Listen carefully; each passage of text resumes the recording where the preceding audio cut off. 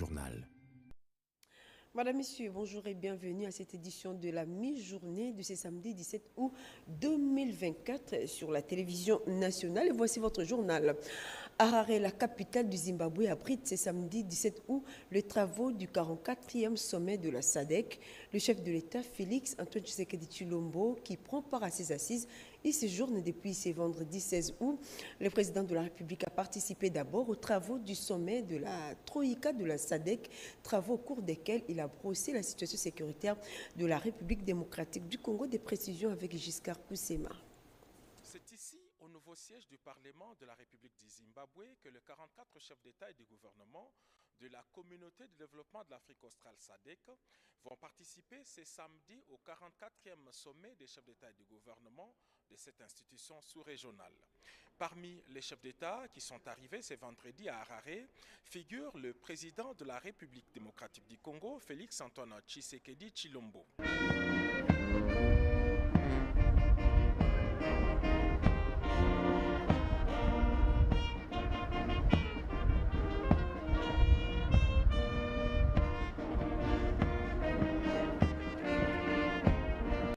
Après les cérémoniales d'accueil à l'aéroport international Robert Mugabe d'Harare, le chef de l'État s'est dirigé ici au siège du Parlement pour participer au sommet de la Troïka qui a ouvert ses travaux cet après-midi. La Troïka de la SADC, c'est l'organe de coopération en matière de politique, défense et sécurité. Elle a pour responsabilité de promouvoir la paix et la sécurité dans la région de la SADC.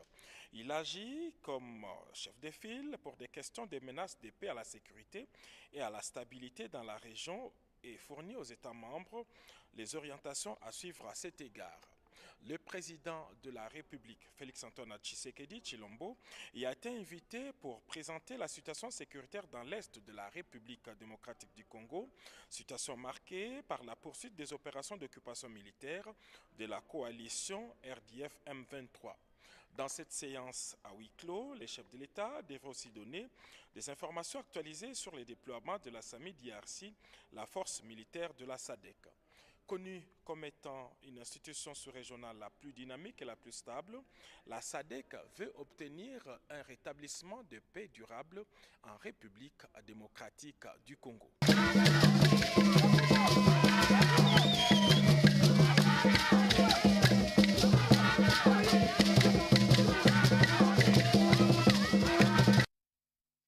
Avant de s'envoler pour les Zimbabwe, le président de la République, Félix Antoine Tshisekedi Tshilombo, a présidé la traditionnelle réunion du Conseil des ministres. La situation socio-économique et sécuritaire a été passée au peigne fin. Nous revenons sur cet extrait du compte rendu de la dite réunion rendu par le porte-parole du gouvernement, Patrick Mouyaya.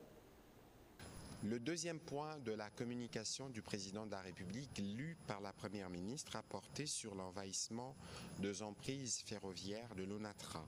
Le président de la République a été saisi d'une alerte lancée par la Direction générale de l'Office national de transport au vice-premier ministre, ministre des Transports et Voies de communication, faisant état de la situation critique d'envahissement des emprises du complexe ferroviaire délimité d'une part et l'ensemble de la ligne Kinshasa-Matadi d'autre part.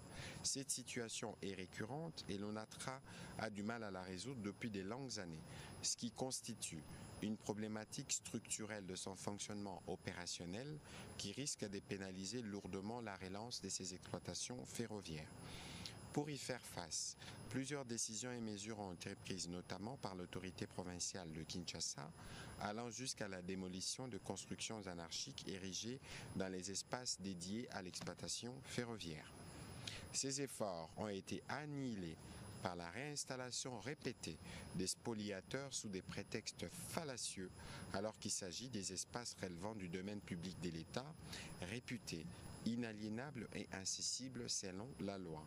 Dans les soucis de protéger les emprises ferroviaires concernées, le vice-premier ministre, ministre de Transport, ainsi que le ministre du Portefeuille ont été instruits à se pencher sur ces dossiers afin de proposer au gouvernement des mesures susceptibles de mettre définitivement fin à cette situation qui a trop perduré.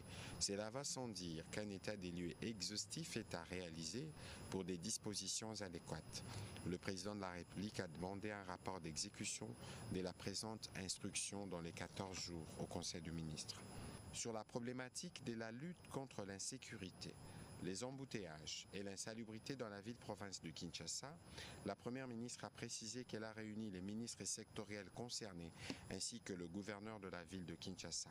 Une série d'actions à court, moyen et long terme a été envisagée et certaines sont déjà en cours d'exécution.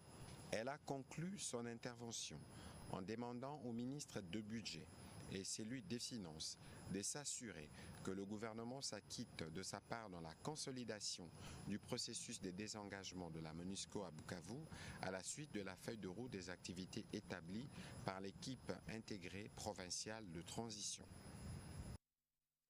Voilà, c'est plutôt la première ministre, chef du gouvernement, Judith Suminwa, qui a présidé la réunion du Conseil des ministres de ce vendredi 16 août.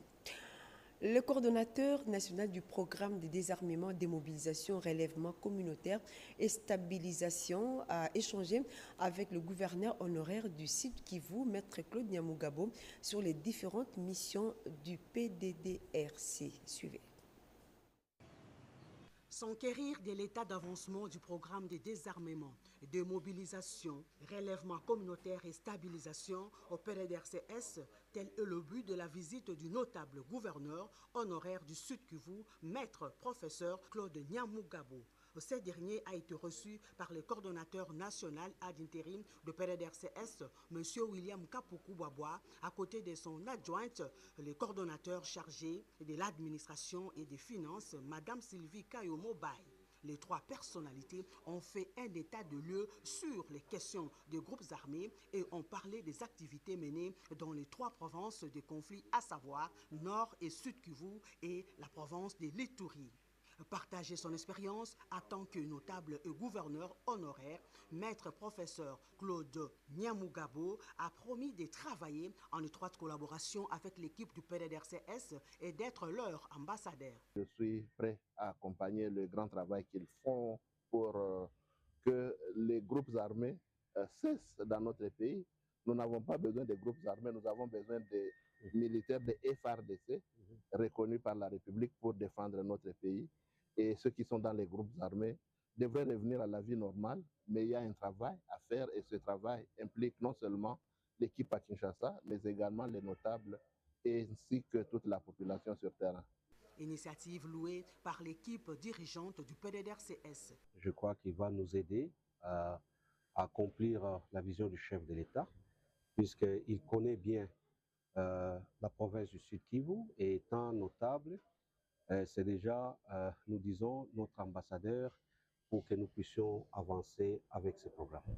Ensemble, ils accompliront la vision du chef de l'État, celle de la stabilisation de l'Est du pays.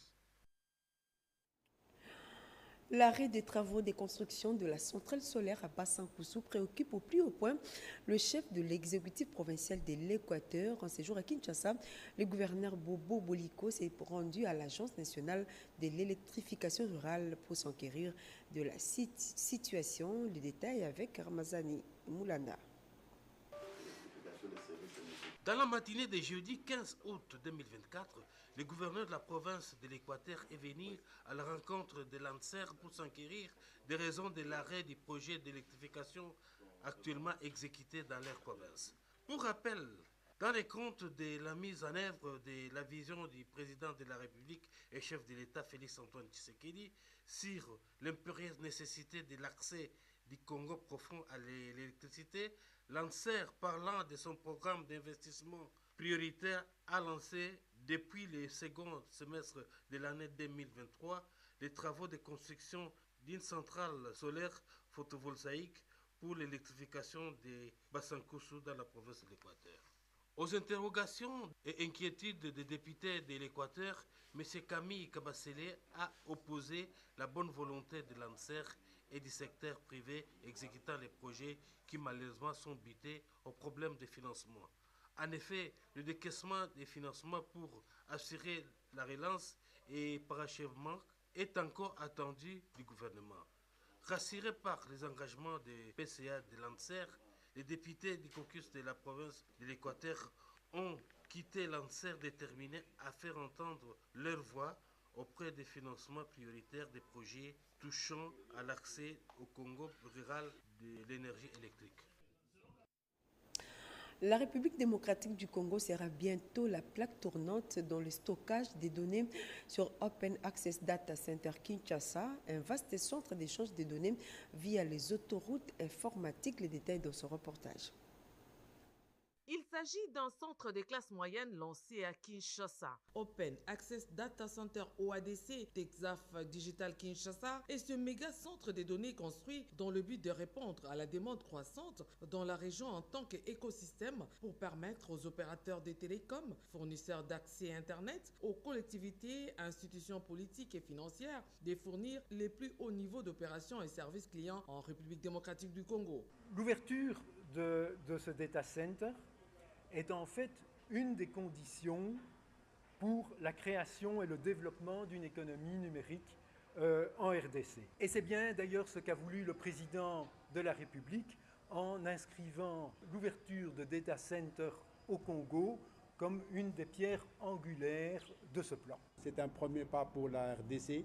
Vous regardez les vidéos en YouTube, ou vous browsez sur les websites, ou vous écoutez de la musique, tous ces trucs sont hébergés dans des serveurs. Et ces serveurs sont hébergés dans des data centers. À l'heure de la révolution numérique, la République démocratique du Congo peut compter sur le Open Access Data Center Texaf Digital à Kinshasa, un centre neutre des classes mondiales qui offre 1000 mètres carrés d'espace blanc informatique flexible. Cette infrastructure constitue la première étape du déploiement d'un réseau panafricain évalué à près de 500 millions de dollars américains, et il est un ensemble de plus de 20 centres de données en accès libre construits selon les normes requises. La demande croissante dans la sous-région de ce type d'infrastructure place la RDC en pole position dans la réduction de la fracture numérique avec l'arrivée de 2 nouveaux câbles sous-marins, Equiano et Africa. Les jeunes sont appelés à intérioriser les notions liées à la santé sexuelle. Voilà pourquoi CAFCO, en collaboration avec ses partenaires, a initié et organisé l'atelier sur cette thématique pour une bonne éducation sexuelle en milieu des jeunes, nous rapporte Chimène Dondo.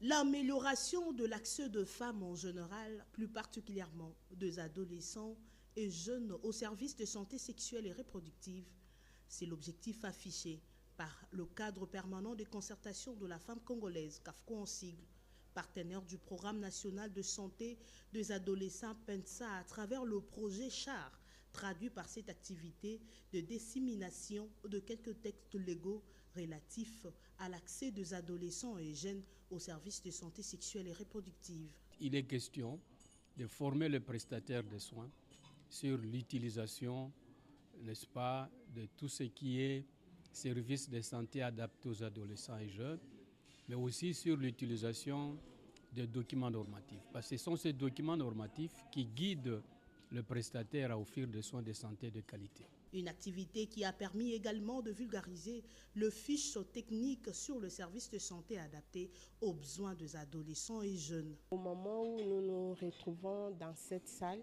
c'est pour qu'ils puissent vulgariser ces 2 documents. Donc les outils qui serviront aux prestataires des services de bien rendre service aux adolescents et jeunes qui vont se présenter dans les formations sanitaires. La République démocratique du Congo, immense pays avec une forte démographie et dont près de 60% de la population a moins de 20 ans, a plus besoin de services de qualité en matière de reproduction pour un développement harmonieux. Pour que le secteur économique de la République démocratique du Congo soit prospère, le corps de l'élite scientifique congolais, membre de l'UDPS, a au cours d'une matinée scientifique formulé quelques propositions, notamment l'immigration de l'économie nationale vers l'économie technologique. Des suggestions à soumettre bien entendu au gouvernement de la République. Alain Bikaï, reportage. Entre la technologie et les matières premières, quel secteur d'avenir pour la République démocratique du Congo? C'est la thématique développée au cours de cette matinée scientifique par le professeur Élisée Ilungambouyamba, secrétaire général de l'Istandolo. Selon ce cadre de l'IDPS, la République démocratique du Congo doit changer les paradigmes pour son essor économique, c'est-à-dire quitter l'économie extractive à l'économie des connaissances ou technologiques. Pour la matérialisation de l'un des 6 engagements prioritaires du chef de l'État, Félix-Antoine Tshisekedi Tshilombo, qui est celui de diversifier l'économie nationale, Élisée Ilunga invite les gouvernements d'investir dans la formation des ingénieurs de qualité. À travers la technologie, on peut en ce moment-là maîtriser même l'exploitation de ces ressources naturelles ou ces matières premières.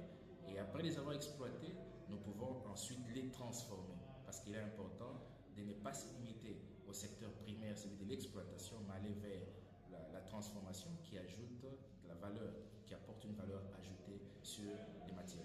Quant au conseiller de cette structure technique de l'IDPS, chef de travaux Carlos Kalonji, cette thématique est interpellatrice pour le décollage du pays de Félix-Antoine Tshisekedi. Il est important que nous puissions avoir une chaîne de valeur, une chaîne de transformation de nos minerais. Nous ne pouvons pas seulement nous limiter à l'exploitation artisanale. La science au service de la nation reste le leitmotiv du corps de l'élite scientifique de l'IDPS. Les élus municipaux de la commune de Mongafula, nous sommes ici dans la ville de Kinshasa, se sont réunis le jeudi dernier en session ordinaire comme à l'accoutumée. Ces derniers ont formulé des recommandations pour réussir la bonne gestion de la commune de Mongafula, confrontée aux multiples problèmes, notamment la présence des têtes d'érosion. Suivez. Ils sont au total 12 conseillers municipaux de la commune de Mongafula réunis pour la traditionnelle session ordinaire. L'ouverture de cette deuxième session ordinaire est intervenue le jeudi 15 août 2024 dans la salle polyvalente Olivier Saya dans l'enceinte du bureau communal de la commune de Mongafula en présence du bourgmestre de cette municipalité, Séverin Lumbu Malamba, et des différentes personnalités. Prenant la parole, le président de cet organe Yoshua Kassongo, qu'accompagnait son vice Blaise Mampouya et les rapporteurs Florence Akikiwa, s'est apaisanti sur les missions cruciales du conseil municipal. Cette session qui se veut budgétaire vient renforcer les mesures nécessaires pour la mobilisation des ressources financières qui permettront d'améliorer les conditions socio-économiques et professionnelles des agents de cadre de cette vaste commune, a fait savoir le président Yoshua Kassongo. Nous sommes déterminés cette fois-ci à doter de la commune de Mongafula d'un budget conséquent, un budget ambitieux et qui répondra tant soit peu aux besoins de notre population. Pour sa part, Séverin Lumbu Malamba, bourgmestre de Mongafula, s'est dit très satisfait de l'accompagnement des conseillers municipaux qui vient soulager tant soit peu les attentes de la population qui espère voir un bon décollage de leur commune. Et la population ne doit pas s'arrêter à élire, mais aussi à accompagner non seulement les conseillers, mais aussi les bourgmestres, parce qu'on ne peut pas diriger une commune sans la population. Et cette population doit être dynamique, doit s'imprégner de la philosophie du chef de l'État pour que cette philosophie soit matérialisée partout où elle est.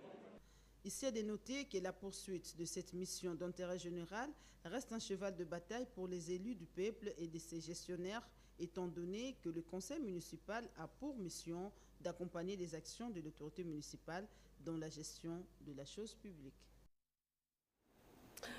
Au Sud Kivu, les bureaux techniques de contrôle, un service technique du ministère des Infrastructures, Travaux publics et Reconstruction est satisfait de l'évolution positive des constructions des 4 ponts de la route nationale numéro 5 financée par le gouvernement central. Reportage.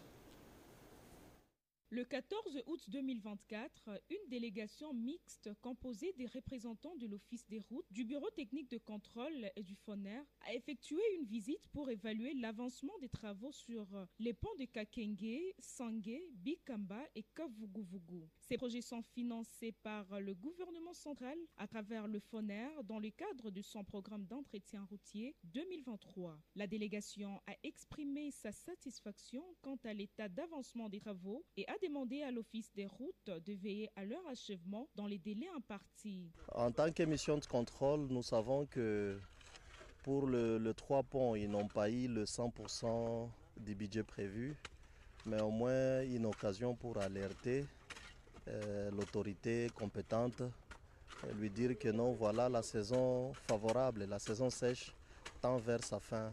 En réponse, l'Office des routes a sollicité les autorités compétentes pour accélérer le paiement de fonds restants, précisant que 60% du financement alloué a été utilisé. Le chargé de suivi au FONER Sud Kivu a expliqué que le processus de paiement du solde de 40% suit son processus normal et sera effectué incessamment. Les usagers de la route, les transporteurs, les opérateurs économiques ainsi que la société civile du territoire d'Ouvira, satisfaits du travail accompli jusqu'à présent par l'Office des routes, sollicite une accélération des travaux afin de les achever dans les délais impartis. Il souligne l'urgence de terminer avant le début de la saison de pluie qui approche à grands pas.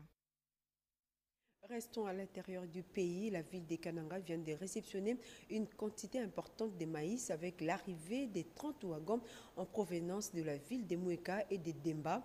L'acquisition de cette cargaison vient de pallier aux problèmes liés à la rareté des maïs au Kasaï central. Un reportage de nos confrères de la RTNC Kananga. Vendu généralement à 2000 ou 2700 francs congolais, le méga de maïs s'est révélé il y a quelques jours à 4000 francs, voire 4500 francs sur le marché de Kananga, ce qui a suscité une spéculation au sein de la communauté. Préoccupé par cette situation, le vice-gouverneur Diop Kouyindama s'est rendu dans les installations de la SNCC en vue de constater l'arrivée de 13 wagons contenant cette denrée de première nécessité. Nous avons réceptionné 13 wagons de maïs à la gare. Demain, vendredi au petit matin, nous allons réceptionner encore 10 wagons. Les samedis, nous allons réceptionner 12 wagons. Ce qui en total, nous aurons 35 wagons de maïs sur terrain. Le gouvernement provincial va sécuriser la vente de ce maïs et contrôler aussi l'entreposage. On doit savoir dans quel dépôt ces maïs seront entreposés et à quel prix ces maïs seront vendus. Présent à l'accueil du vice-gouverneur, Emmanuel Kalonji, directeur de la région Nord, apprécie la collaboration gouvernement provincial SNCC. Pour nous, c'est un sentiment de joie. De joie pourquoi? Parce que nous sentons l'accompagnement. L'autorité provinciale s'intéresse à ce que nous faisons comme travail et pour ne pas plonger dans tout ce qui est on dit ceci, il vient nous visiter pour voir réellement et palper la réalité sur terrain. Même réaction du côté d'opérateurs économiques évoluant dans les secteurs. L'un d'eux, Michel Ombo, s'exprime. Nous remercions le gouvernement provincial ainsi que les directeurs de la SNCC pour les efforts fournis après quelques jours où nous avions constaté le non-acheminement de marchandises. J'invite les Kanangais à venir s'approvisionner en maïs car le stock est suffisant. Après la gare SNCC, le vice-gouverneur s'est rendu au marché Ofida et Kachama où il a communiqué cette bonne nouvelle aux marchands.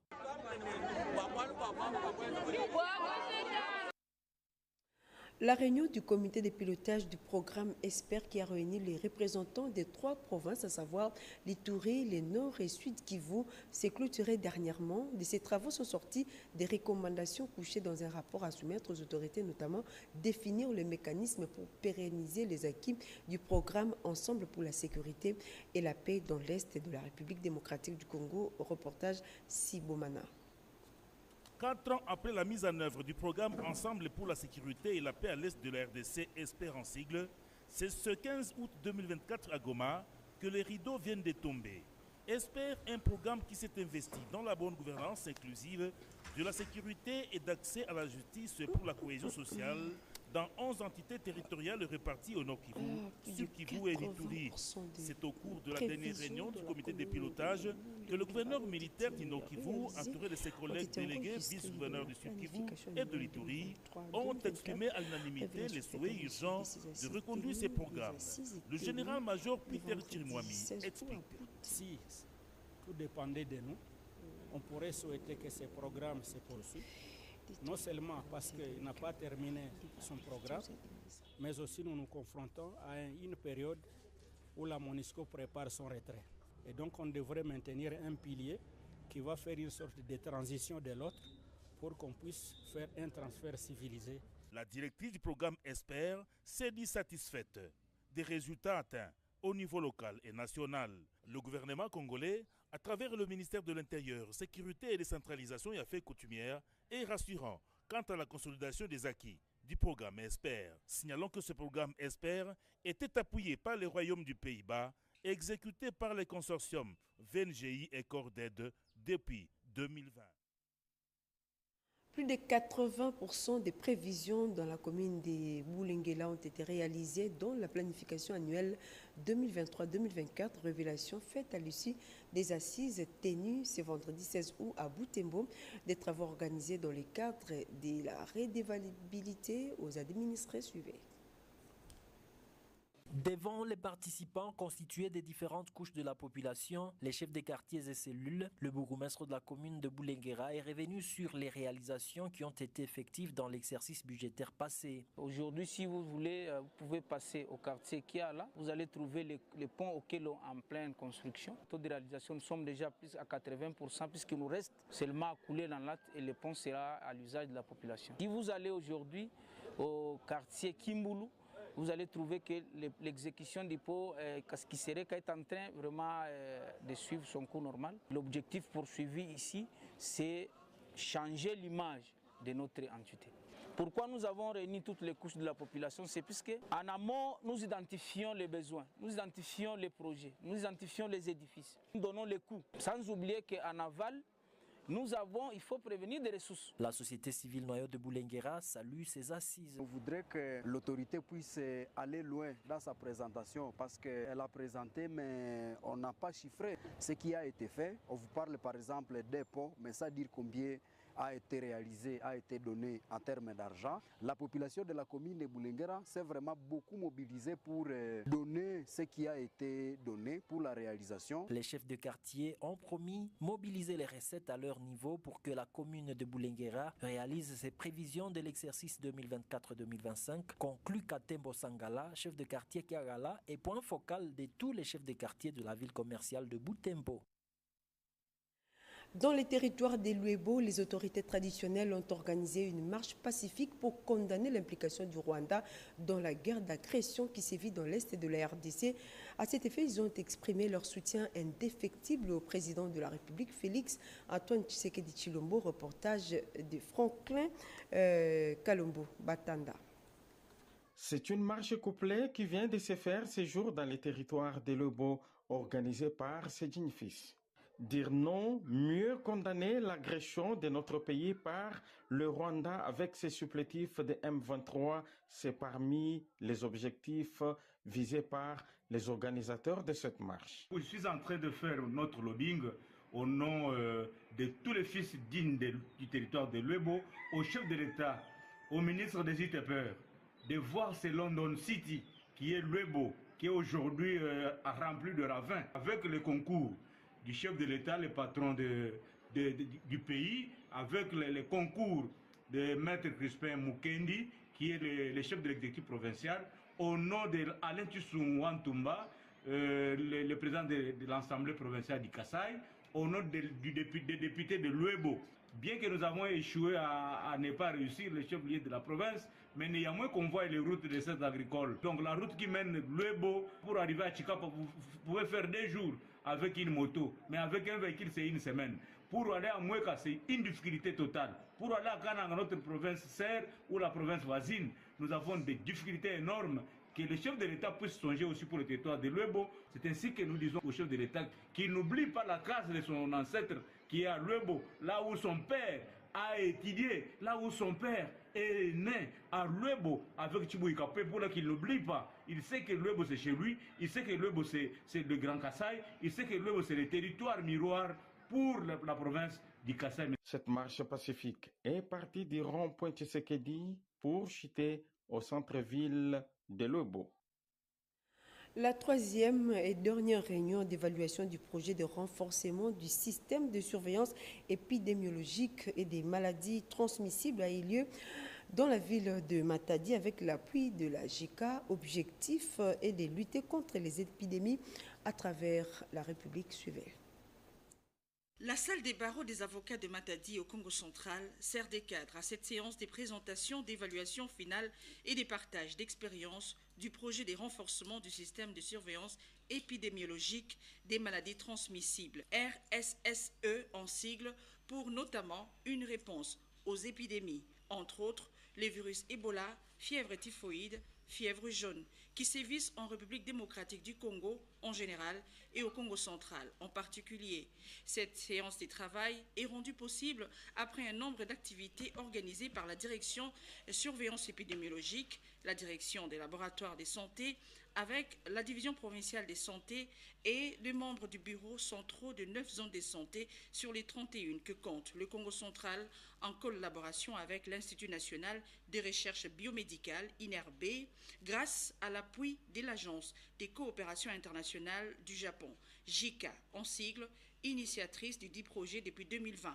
Pour cette troisième et dernière évaluation du projet RSSE, le bilan est satisfaisant. C'est un très bon projet pour la province, dans la mesure où nous avons vu un certain nombre de nos indicateurs clés s'améliorer progressivement. Il y a eu beaucoup d'innovations. Le projet a été conçu avant, mais le projet s'est adapté par rapport aux grandes orientations de l'Organisation mondiale de la santé. L'organisation est contente du déroulement de cette activité. Les résultats étaient très satisfaisants, ça m'a encouragé. Ces connaissances seront restituées aux autres zones de santé de la province.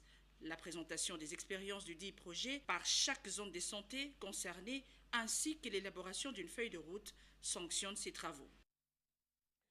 Le gouverneur de la province du Lualaba, Jacques Kiaboula, s'est entretenu avec le directeur général de la Régie des voies aériennes, Léonard Ngoma, sur les possibilités et les procédures devant aboutir à la modernisation de l'aéroport de Lubumbashi, et cela dans un temps record. Aussitôt arrivé à Kolwezi, le ministre de Mines a rencontré la gouverneure Fifi Masuka Saini et tous les acteurs œuvrant dans le secteur minier. Cette visite permet au ministre de Mines de faire l'état essentiel lieu de son secteur. Il a apprécié les infrastructures modernes bâties conformément aux vœux du chef de l'État. Kizito Pakabomba a rassuré les miniers de sa politique de promouvoir des contrats mutuels avantageux. Nous sommes dans une mission d'itinérance qui passe actuellement par le Lualaba dans le cadre du secteur minier. Vous savez que le secteur minier est un pilier important pour l'économie nationale. C'est un secteur qui contribue à la création d'emplois. C'est un secteur qui contribue fortement au budget national. Mais également c'est un secteur qui apporte le développement et le bien-être de nos communautés. Donc dans ce sens-là, il est important pour moi de passer par ici au niveau de Kolwezi pour m'assurer que les choses se passent dans ce sens-là.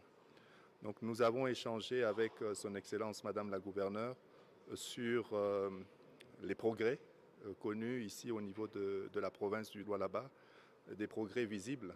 Les séjours du ministre de Mines au chef-lieu de la province minière du Lualaba prévoient des séances de travail dans les entreprises relevant de son secteur. Voilà, nous sommes allés trop vite. Vous venez là de suivre l'audience qu'a accordée la gouverneure de la province du Lualaba. Allons maintenant au Katanga, où le gouverneur de la province, Jacques Kiaboula, s'est entretenu avec le directeur général de la Régie des voies aériennes le jeudi dernier à Kinshasa. Échange axé sur les procédures devant aboutir à la construction dans un temps record d'un nouvel aéroport à Lubumbashi. Le gouverneur de province, Jacques Kiaboula Katwe, est déterminé à doter la province du Haut-Katanga d'un aéroport moderne et digne de son potentiel économique. C'est dans ce cadre que le chef de l'exécutif provincial a rencontré le directeur général de la Régie des voies aériennes, Léonard Ngoma Mbaki, au siège national de la RVA à Kinshasa-Ndolo. Jacques Kiaboula Katwe est allé se renseigner de la procédure à suivre avant de lancer ce vaste projet qui rentre dans la vision du chef de l'État, Félix-Antoine Tshisekedi Tshilombo, notamment celle de moderniser toutes les infrastructures de la province. Comme vous le savez, l'aéroport est géré par la RVA et donc ce n'est pas un domaine de la province. C'est pour ça que nous sommes venus pour voir comment faire. Et sinon, il s'agit ici parce que premièrement, c'est pour répondre à la vision du chef de l'État qui voudrait que nous puissions moderniser nos infrastructures, mais aussi répondre aux besoins de la population du Haut-Katanga qui veut à tout prix voir ces projets se concrétiser. Le gouverneur du Haut-Katanga a aussi rassuré qu'une fois la procédure aboutie, le nouvel aéroport va se construire en un temps record et donnera une autre image de la province en particulier et du pays en général. Voilà, en nouvelles, en sport, ce week-end s'ouvrent les interclubs de la Confédération africaine de football pour la session 2024-2025. 4 clubs congolais y sont engagés. Il s'agit du tout-puissant Mazembe, de l'AS Maniema Union en Ligue des Champions et du FC Saint-Éloi Lupopo ainsi que de l'SV Club en Coupe de la Confédération. Le ministre des Sports et Loisirs, Didier Moudimbo, exprime à travers ses messages l'inconditionnel soutien du gouvernement de la République à nos clubs et leur assure quant à l'accompagnement de l'exécutif national durant leur parcours. Madame, Messieurs, c'en est fini avec cette session d'information. Merci à vous de l'avoir suivi. Merci à toute l'équipe technique. L'information continue sur nos antennes. Restez branchés.